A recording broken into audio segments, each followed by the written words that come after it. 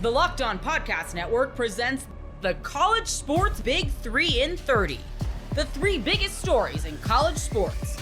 From our local experts at the Locked On Podcast Network. We bring you the real story.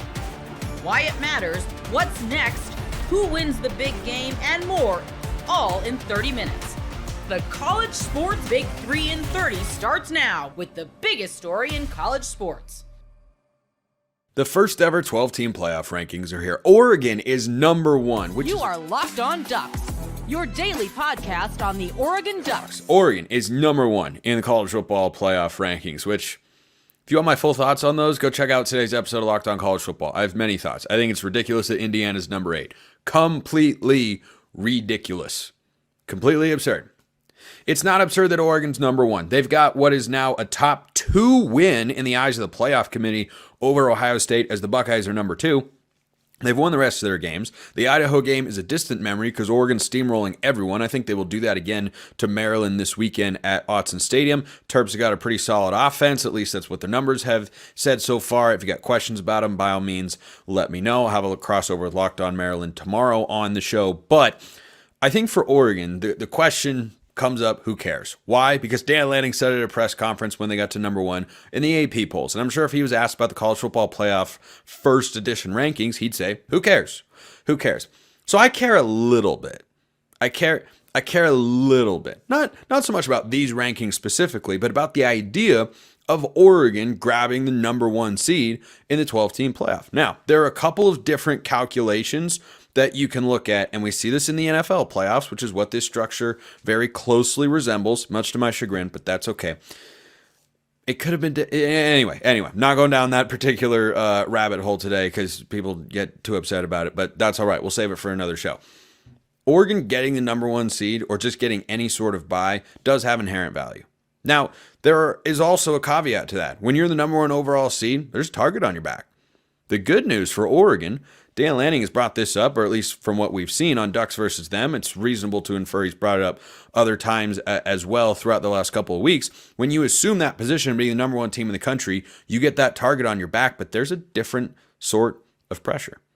There's a different sort of pressure. It feels different when you know, hey, everybody else thinks we're good enough to win the national championship. You can tune out the outside noise all you want, but this is a really, I think, underrated but difficult aspect of being a good head coach. How do you keep your team mission-oriented? And I think Dan Lanning has done an exceptional job of that, not just this season, but last year's as well. Remember, he's never lost, knock on wood, to an unranked team since being named Oregon's head coach ahead of the 2022 season. I don't see that changing this year. Now, that's first angle. Second angle is the playoff value, because if you're a top 4 seed, number 1, you have to be a conference champion. So if Oregon gets to the Big Ten championship game, which they absolutely should, they have to win it in order to get a bye in the first round. Then the question becomes, well, what's the value of that particular bye? You see teams that get byes in the NFL all the time. The Ravens have done it a couple times in recent years, but they're not the only team that's fallen victim to it. Sorry to my guy Richie Bradshaw, Locked On Sun Devils, who's a big Ravens fan, but it's just the team that popped in my mind. They've had byes and it doesn't go very well. Do you want to have that bye, or do you want to have played the week prior? You have that back and forth of, do you want to be rusty maybe for the first half quarter, or do you feel like if you have that extra week of rest, it's going to benefit your team? Well, for Oregon, it looks right now like having an extra week of rest in the playoff picture would be pretty beneficial. So yeah, who cares for this particular iteration of the rankings? It's a semi-historic moment that the rankings came out and Oregon's number 1. Last time Oregon, and here's the good omen that I mentioned, the last time that there was a new playoff structure, 2014, and Oregon was a part of the first of something. Now, this is just an initial rankings, of course, but Oregon was a part of the first ever 4-team playoff. They made the national championship. So if you're looking for a good omen, that's certainly one of them. Not the only indicator or the primary indicator that Oregon can win it all this year. But I know that some fans are superstitious like that. It's me. I am superstitious and weird like that. But of course it matters not. But that particular question of how valuable is that first round bye to Oregon, How valuable is Tez Johnson to this offense? We're going to find out this week against Maryland. They've had some games this year where they've given up a hefty number of points. Their defense is nowhere on the same level as Michigan's. This is a team that lost to Michigan State, who Oregon, of course, long ago was able to beat pretty handily at Austin Stadium. I expect that to be the case again this week when the Terrapins come to town for a classic Big Ten matchup in which they're flying all the way across the country, which is something they also have working against them. Teams that are traveling 2 or more time zones this year, I don't think they have a great overall record. I don't think they have a great record against the spread. And Oregon covered last week. They had a slow start to the year against the spread, but they've started to pick it up. And you know what they say, good teams win, great teams cover. Oregon covered last week. That makes them a great football team by default. But we will get a glimpse this weekend of how valuable Tez Johnson is or how needed he is for the Oregon offense. I think we got a pretty darn good glimpse of it last week. And Dillon Gabriel, I think this is the most crucial stretch of Dillon Gabriel's tenure as Oregon's quarterback to date. You lose your leading receiver. And I talked earlier this week on the show, I feel really good about the replacement options. I think you'll see more Evan Stewart, a lot more Evan Stewart, and about the same Justice Lowe from the last couple of weeks, and Trayshawn Holden, and Holden could see a little bit of a bump as well, and you'll see him continue to use the tight ends, Terrence Ferguson and Patrick Herbert and Kenyon Sadiq, all of whom have caught passes this year in Oregon's offense, and I think have done a really good job. You're going to see that, but for a multi-week stretch, if the passing game is going to stay at the same level, then Gabriel has to continue performing at that same level. He's got to make the wide receivers better versions of themselves, rather than the receivers helping him out at times. I don't think that either one of those, groups or individuals has, carried the other. I don't think Gabriel's carried the receivers. I don't think the receivers have carried Dillon Gabriel per se. But when you lose a guy who's leading your team in receptions, receiving yards, and touchdowns, however capable the guys behind him are, it's going to be different. And so the ability for this offense to have success starts with Dillon Gabriel.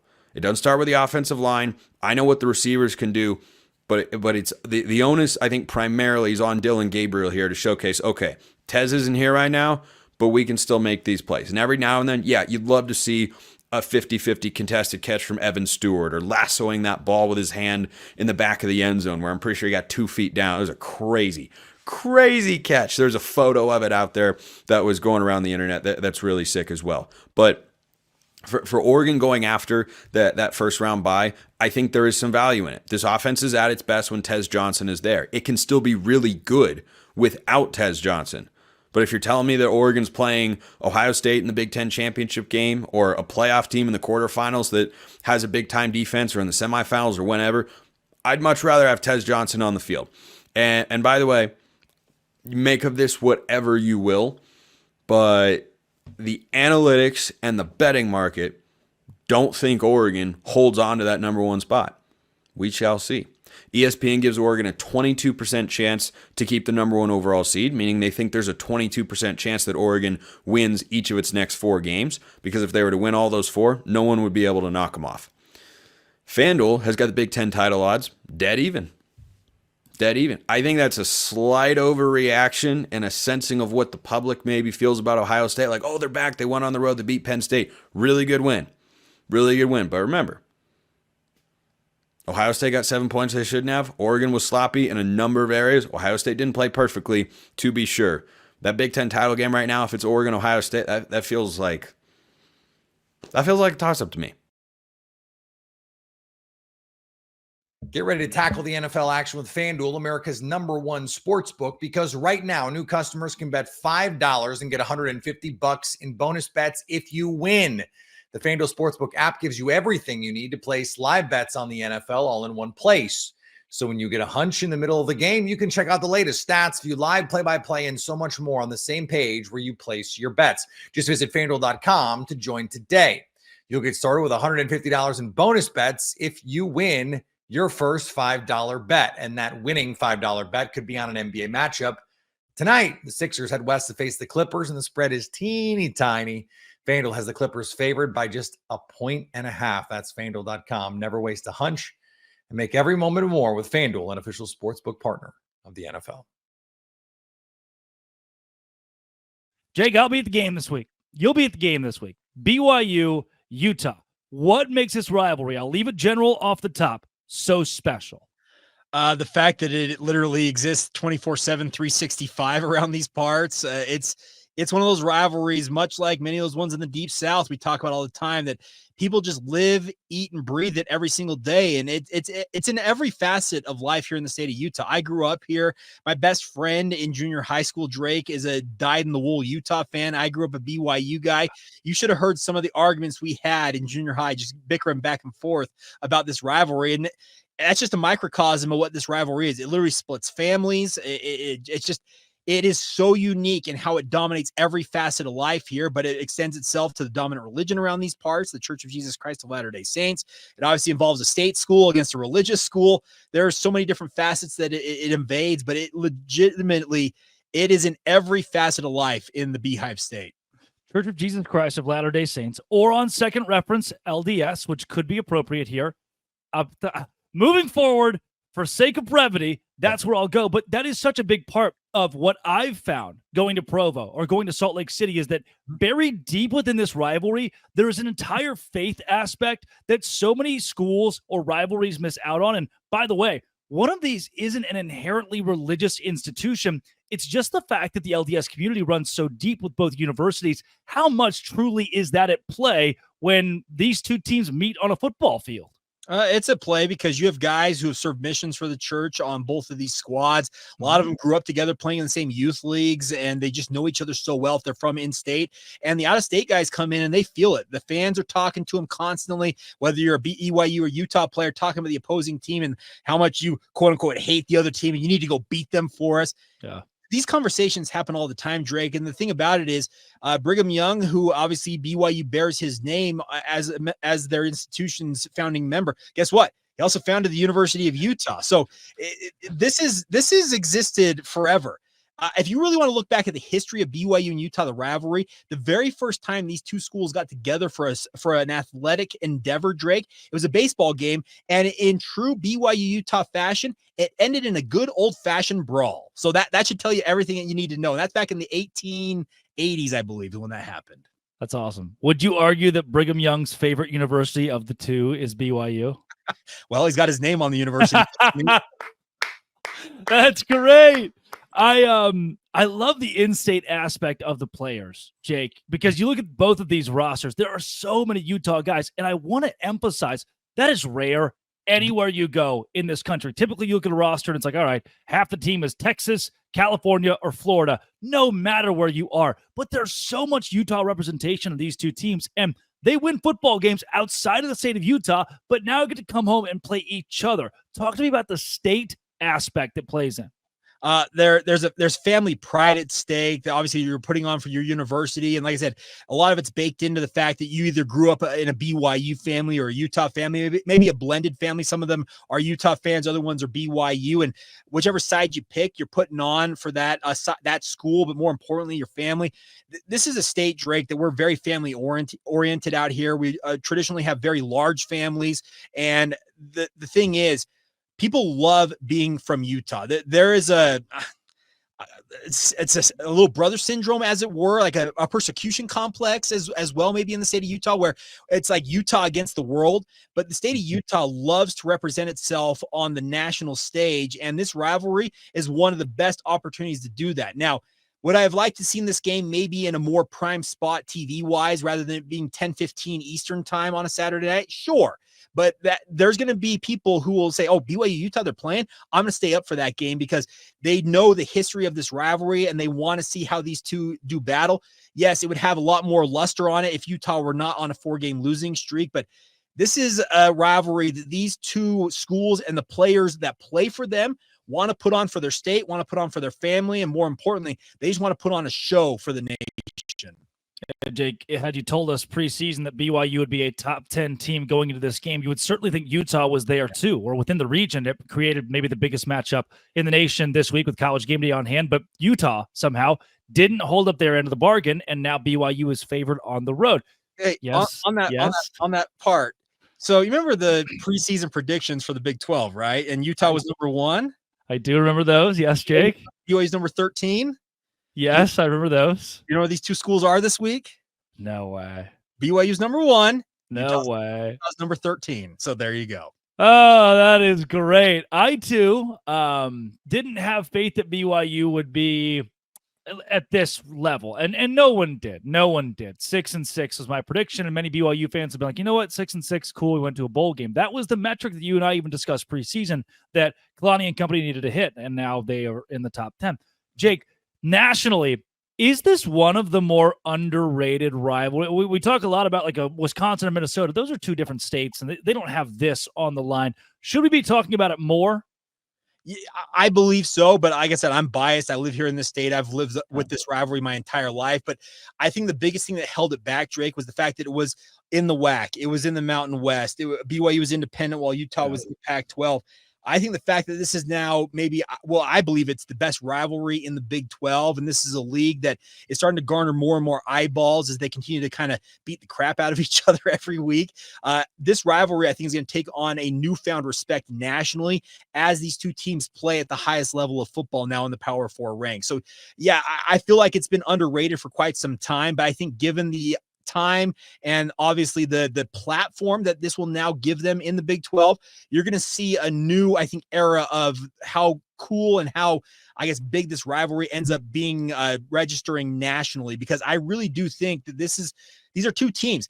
They legitimately despise one another in many respects, and they want to get after one another on every single level. And the fans do it better than almost anybody out there, maybe outside of Auburn and Alabama fans. But it really is a rivalry that has been highly, highly underrated for years. And I'm hopeful that in the next 2 to 3 to 5 years, we're going to see this rivalry take on a whole new shape, and the national media will pay more attention to it. Yeah, Jake, I do believe it's the best rivalry in the Big 12.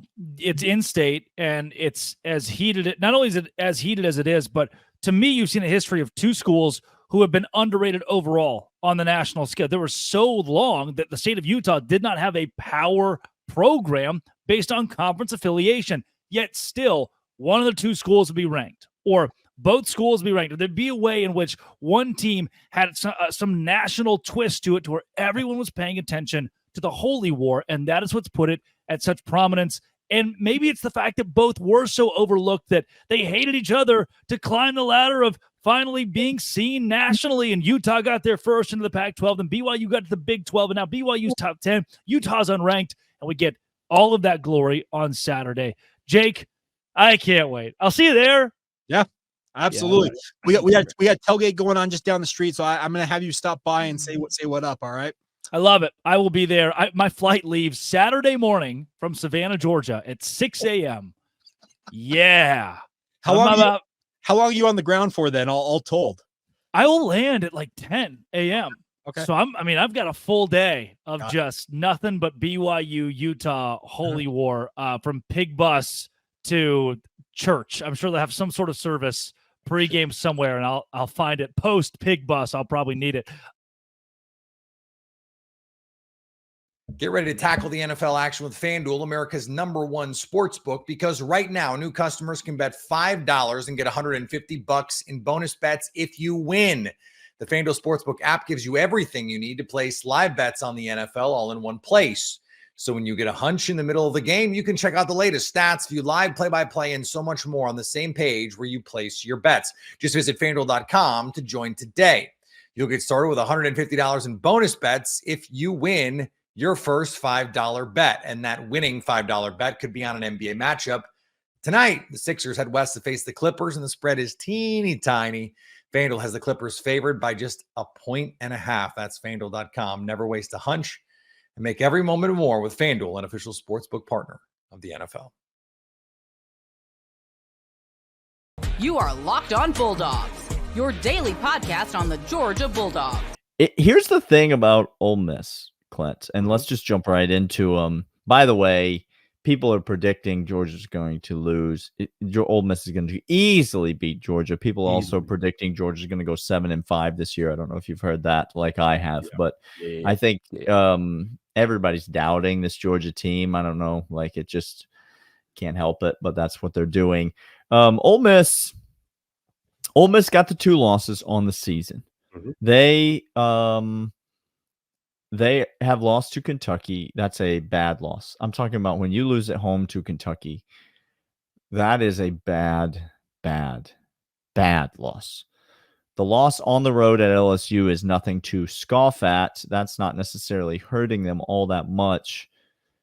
I don't look now, but if Ole Miss were able to get a win on Saturday, they would possess a win over the number 2 team in the country, Georgia.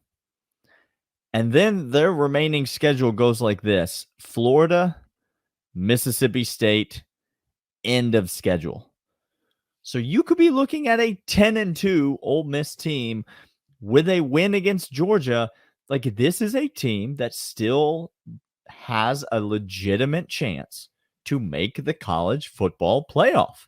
And that's like, this is a significant game for both of these teams. And before we get into like the individual matchup, like, I think that's what I think a lot of Georgia fans maybe haven't processed yet. But this is a significant team for both these games because Ole Miss is not making the SEC championship game. Nope. If Georgia loses this game, they're not making the SEC championship game. Period. Nope. That's gone as well. So the scenario would be, if Georgia loses this game, the best case scenario for Georgia would be 10-2, right? With a loss to Alabama and a loss to Ole Miss. Now, neither of those are bad losses for sure. No. But if Ole Miss wins this game and then beats Florida, Mississippi State, which they will do, you're talking about a 10-2 Ole Miss team who does have a bad loss, but beat Georgia head to head. And so if one of those teams makes the college football playoff, who do you think it's going to be, Georgia fans? Like, that's the scenario I don't think Georgia fans have processed mentally going into this game. I don't necessarily think that's how it's going to play out. No. But if Georgia loses this game, there is a legitimate chance it costs them a spot in the college football playoff, and that's it. The season is over. Like, that's crazy, right? Table.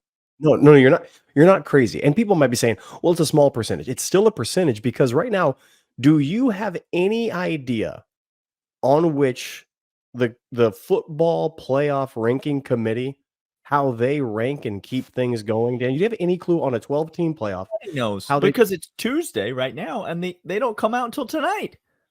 Oh, so no one knows and no one can predict because it's never been done. So do you understand, anybody outside of that room, how they would weigh a loss to Ole Miss after beating those teams? And yes, and Ole Miss having that win and finishing 10-2, not going. No one knows. How many SEC teams do you want? Do you want both teams in the SEC championship? And if they lose, if Alabama is the team that make the SEC championship, and how do they look in that game and who they play? Do they play Texas? Is LSU? There are so many questions. To say if we lose this game, we're still fine because we're ranked 2 in the AP poll. Don't do that. Don't do that because again, I'm not necessarily saying it's going to come down to a head-to-head comparison between Ole Miss and Georgia at the end. But if it did, yes, Georgia would have a win at Texas. Yes, Ole Miss has a loss at home to Kentucky. So you would think that these resumes don't even compare with each other, right? Like they don't even compare.